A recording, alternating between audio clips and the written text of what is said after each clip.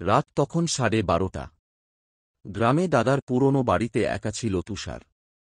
ঘরটা ছোট, কিন্তু জানালাটা বড়, আর সেই জানালাটাই তাকে সবচেয়ে বেশি ভয় দেখাত। বাইরে নারকেল গাছের ছায়া পড়ত দেয়ালে।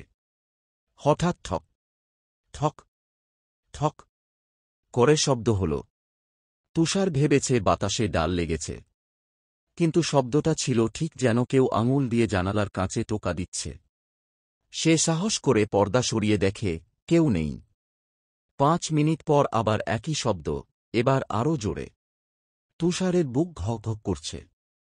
মোবাইলের টর্চ জেলে জানালার দিকে তাকাতেই দেখল জানালার বাইরে ঝাপসা মুখ। কাঁচের ওপরে ঠোঁট ছুঁয়ে সে বলছে, দরজা খোলো। তুষার ভয়ে ছুটে বিছানার নিচে লুকিয়ে পড়ল। মোবাইলের আলো নিভে গেল। অন্ধকারে শুধু শুনতে পাচ্ছে কেউ ধীরে ধীরে জানালাটা ঠেলছে। এরপর দরজার সামনে পায়ের টুপটাপ শব্দ।